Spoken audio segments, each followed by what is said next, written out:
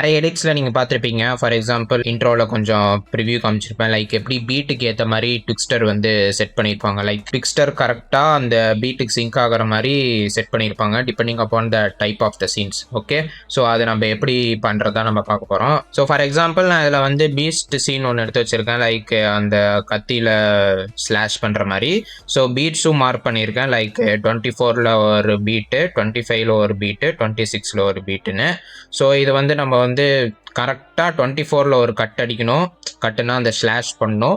25ல் ஒரு ஸ்லாஷு, 26ல் ஒரு slash. Okay, start பண்ணுவோம். ஃபஸ்ட்டு உங்களுக்கு வேணும்னா இது பண்ணிக்கோங்க, ஹெட் ட்ராக்கிங் பண்ணிக்கோங்க. ஹெட் ட்ராக்கிங் பண்ணிட்டு மோஷன் பிளரும் ஃப்ரேம் லேர்னிங் ஆன் பண்ணி வச்சுக்கோங்க. ஸோ நான் ப்ரீகம் பண்ணுறேன். லைக் ட்விக்ஸ்டர் ரீமேப்னு எஃப்எக்ஸ் பிளகின் யூஸ் பண்ணிக்கிறேன். ஸோ ஓகே, ஸோ அதில் வந்து ட்விக்ஸ்டர் அப்படின்னு சர்ச் பண்ணுறேன்.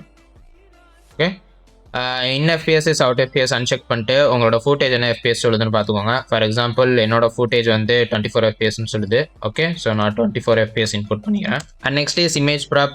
ஸோ இமேஜ் ப்ராப்ல நன் இருக்குது. கான்ட்ராஸ்ட் எட்ஜ் என்ஹான்ஸ் இது எல்லாம் உங்களுக்கு தெரியும். So motion sensitivity 100, speed okay, and blend, motion wide blend, smart blend. So இப்போ வந்து ஸ்பீடில் வந்து ஒரு கீ ஃப்ரேம் வச்சுக்கோங்க. ஓகே, ஸோ யூ எடுத்திங்கன்னா கீ ஃப்ரேம் பண்ணிடும். ஸோ அதை வந்து ஒரு ஃப்ரேம் முன்னாடி தள்ளி வச்சுக்கோங்க. அப்புறம் வந்து இங்கே ஆரோ மார்க் காமிக்கும் ப்ரீவியஸ் கீ ஃப்ரேம் போகிறதுக்கு. ஸோ ப்ரீவியஸ் கீ ஃப்ரேம் போயிட்டு வேல்யூ வந்து ஒரு 40 வச்சுக்கோங்க. ஓகே, இப்போ வந்து ஃபஸ்ட்டு கீ ஃப்ரேம் வந்துக்கோங்க. அதில் வந்து ஒரு வேல்யூ வந்து ஒரு 100 வச்சுக்கோங்க. அப்புறம் நடுவில் போயிட்டு ஒரு வேல்யூ 30 வச்சுக்கோங்க.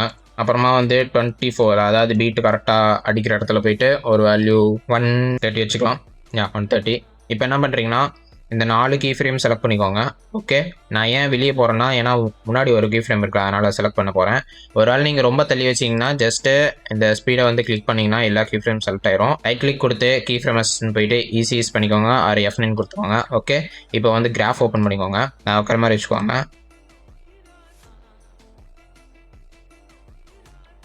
போதும். இந்த கடைசி 2 கீ ஃப்ரேம், அதாவது 30 அண்ட் 130 காப்பி பண்ணிக்கோங்க. காப்பி பண்ணிட்டு கொஞ்சம் தள்ளி வந்து பேஸ்ட் பண்ணிக்கோங்க. பேஸ்ட் பண்ணிட்டு கரெக்டாக சென்டருக்கு அட்ஜஸ்ட் பண்ணிக்கோங்க. ஓகே, அதே மாதிரி திருப்பி பேஸ்ட் பண்ணிவிட்டு கரெக்டாக பீட் எங்கே அடிக்குதோ அங்கே வச்சுக்கோங்க. இப்போ வந்து இங்கே வந்து கரெக்டாக மிடில் இருக்குன்னா ஆல்ட்டு பிடிச்சிட்டு தள்ளி வச்சுக்கோங்க. அது மிடில். ஓகே, ஸோ இப்போ எங்கெல்லாம் பீட் வருதோ அங்கே வந்து கட் பண்ணிக்கோங்க. கட் பண்ணிட்டேன். Okay, zoom in zoom out add பண்ண போகிறோம். ஸோ பார்க்குறதுக்கு கொஞ்சம் அளவாக இருக்கும். So zoom in zoom out add பண்ணுறதுக்கு ஒரு அட்ஜஸ்ட்மெண்ட் லேயர் க்ரியேட் பண்ணிக்கலாம். ஃபார் எக்ஸாம்பிள் நான் ஹைப்பர் ஸ்பீடு ஸ்கிரிப்ட் வச்சு அட்ஜஸ்ட்மெண்ட் லேயர் க்ரியேட் பண்ணிக்கிறேன். ஓகே, ஷிஃப்ட் அழுத்தி வச்சு அட்ஜஸ்ட் கிளிக் பண்ணிக்கிறேன். ஸோ அட்ஜஸ்ட்மெண்ட் லேயர் க்ரியேட் ஆயிடுச்சு. ஸோ எஃப்எக்ஸ் பிளகின் மூலயமா பிளர்மோ கர்வ் இம்போர்ட் பண்ணிக்கிறேன். பிளர்மோ கர்வ்ஸ் எஃபெக்ட்டை.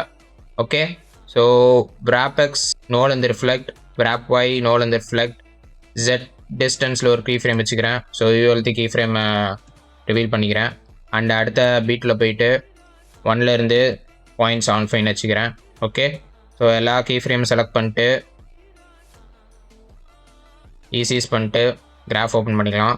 ஓப்பன் பண்ணிட்டு எடிட் வேல்யூ கிராஃப் செக்ஷனில் அது எப்படி மாற்றோம்னா இந்த ஐ பட்டன் கிட்ட ஒரு பட்டன் இருக்கும். கிளிக் பண்ணிட்டு எடிட் வேல்யூ கிராஃப் வச்சுக்கோங்க. வச்சுட்டு ஒரு எஸ்கிராஃப் போட்டுக்கோங்க. இதான் எஸ்கிராஃப். இப்போ என்ன பண்ணுறீங்கன்னா இன்னும் கொஞ்சம் பர்ஃபெக்ட் ரிசல்ட் வேணும்னா நான் ஃபார் எக்ஸாம்பிள் ஜூம் வந்து விஜய் கிட்ட ஜூம் ஆகிற மாதிரி வச்சுக்கிறேன். ஸோ அவனோட ஹெட்டில் வச்சுக்கிறேன். ஓகே, ஸோ இப்போ என்ன பண்ணுறீங்கன்னா இந்த அட்ஜஸ்ட்மெண்ட் லேயரை டூப்ளிகேட் பண்ணிக்கோங்க. Ctrl D டூப்ளிகேட் பண்ணிட்டு இங்கே நவுத்தி வச்சுக்கோங்க. அதே மாதிரி இதையும் டூப்ளிகேட் பண்ணிட்டு அடுத்த கிளிப்புக்கு நவுத்தி வச்சுக்கோங்க. டைமுக்கு ஏற்ற மாதிரி செட் ஆகலைன்னா ஆல்ட்டு பிடிச்சிட்டு ஜஸ்ட் இப்படி நவுத்திக்கோங்க.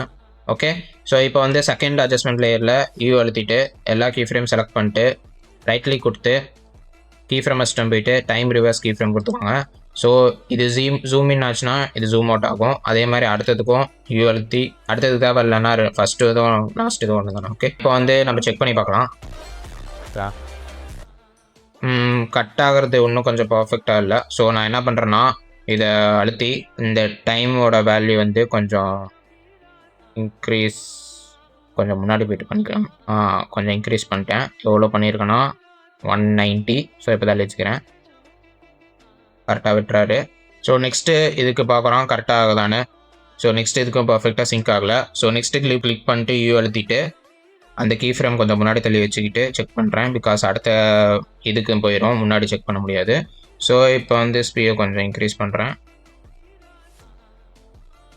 கரெக்டாக இங்கே விட்டுறாரு. ஸோ இதை இப்போ தள்ளி வச்சுக்கிறேன். இப்போ என்ன பண்ணுறீங்கன்னா எல்லா கிளிப்லேயும் வந்து கரெக்டான கீ ஃப்ரேம்ஸ் இருக்கான்னு செக் பண்ணி பார்த்துக்கோங்க. Okay, so 100 100 100 30 30 30 130 190 190. ஸோ இதுக்கும் 190 போட்டுக்கோங்க, இதுக்கும் 190 போட்டுக்கோங்க. அடுத்ததுக்கு 30 30 30, அடுத்ததுக்கு 130 400 118.